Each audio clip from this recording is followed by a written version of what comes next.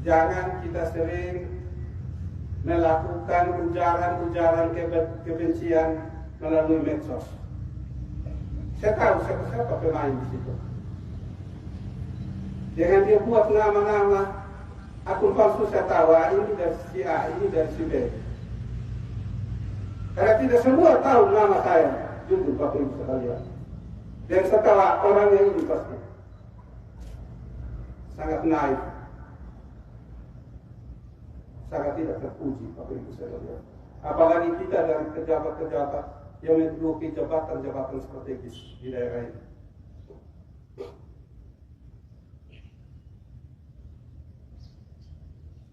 Jangan berpikir karena bupatinya diam, bupatinya takut dan lain sebagainya. Saya ini karena bupati, saya jaga marwah pemerintah daerah. Saya jaga jabatan saya. Saya juga orang napas pendek. Kalau dicubit pasti rasa sakit. Keluarga saya juga sakit, Bapak Ibu sekalian. Pendukung-pendukung saya juga sakit. Cuma saya kendalikan sudah. Karena mereka tidak tahu apa yang mereka buat. Dan terbukti Tuhan itu adil dan seadil-adil. Tidak mau menyusahkan daerah. Dan semua terjawab tanggal 27 November dan tanggal 5 Februari yang lalu.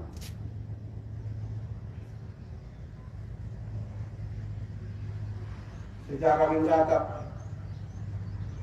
bahwa untuk pertama kali kita mengukir sejarah 2 periode. Dan saya kira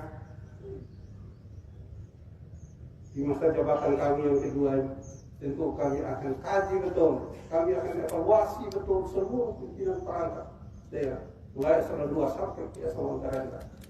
Sehingga saya butuh kita semua bersinergi, kita semua satu hati, saling mendukung satu dengan yang lain. Kita tidak bisa bekerja sendiri. Kita harus saling menopang satu dengan yang lain, dan setiap OPD harus saling terkait dalam menyukseskan setiap kegiatan program yang sementara berlangsung. Saya juga berharap pada tamat kepala desa, pada program 100 hari kita ini harus libatkan semua perangkat, seluruh masyarakat, agar kita sama-sama memiliki wilayah ini. Bersih bukan hanya tanggung jawab seorang bupati, wakil bupati, tanggung jawab sekda atau pimpinan perangkat daerah, atau tanggung jawab BLH, Pol PP, tapi tanggung jawab kita semua. Sehingga saya minta kepala desa juga harus ikut bertanggung jawab. Terutama ya bapak desa yang sudah kiri-kiri, tolong catat baik-baik ini yang saya sampaikan. Kami juga diperintahkan oleh Mendagri, oleh Bapak Presiden. Pilihlah orang yang searah sejalan, yang bisa menopang program kerja pemerintah. Ini demi rakyat banyak, bukan kepentingan bupati, wakil bupati, kepentingan sekda, pimpinan perangkat daerah, tapi kepentingan rakyat yang harus kita utamakan. Sehingga saya minta terkait dengan pengelolaan anggaran, tidak boleh ada sepeser pun yang tercecer. Semua itu harus bermuara bagi kemajuan daerah ini, bagi kemaslahatan rakyat Sumba Barat. Sehingga berulang kali saya sampaikan, bekerjalah dengan rasa takut Tuhan. Kalau sudah ada rasa takut Tuhan, di situ ada kejujuran, di situ ada ketulusan, di situ ada keikhlasan, dan semangat kerja untuk membangun daerah ini. Jangan kita lihat orang susah kita senang, kita lihat orang menderita kita tepuk tangan, kita lihat daerah ini maju kita susah kita menangis. Seharusnya kita sama-sama bergembira. Kita harus semangat, memiliki semangat yang sama untuk bangun Sumba Barat ini.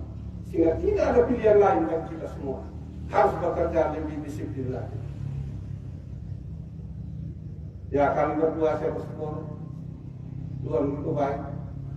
Saya dan Pak Timo tentu berasal dari latar belakang yang sama, dari birokrasi. Tentu juga beliau sebagai wakil bupati paham dan tahu apa yang harus beliau lakukan untuk menopang seorang bupati. Kami berdua akan bersinergi terus. Sehingga jangan coba-coba memprovokasi tiada cukup pengalaman 3 tahun yang lalu, 3 tahun setengah yang lalu.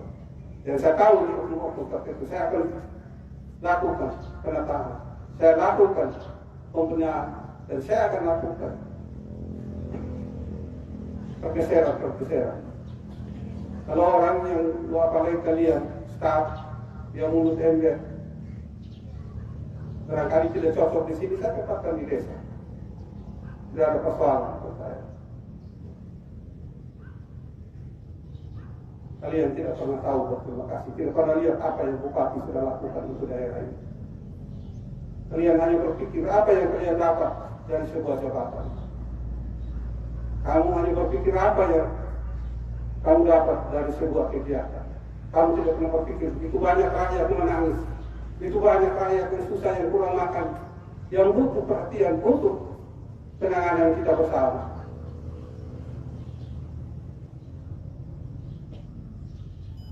Sehingga saya minta kita semua, terutama para camat, kepala desa sebagai ujung tombak di wilayah, tolong kita bekerja maksimal. Ya, terkait dengan program 100 hari, kita semua harus bersinergi. Tidak boleh lagi ada jalan-jalan yang penuh dengan hukum. Jangan kita berharap banyak dengan proyek. Itu bukan hanya tugas PU, itu tugas kita semua. Juga lurah-lurah saya minta berpartisipasi aktif dalam menata kota ini. Kalau tidak mampu, silakan mengundurkan diri. Kalau tidak senang lagi dengan kebijakan bupati, silakan pindah ke daerah lain. Pintu terbuka luas.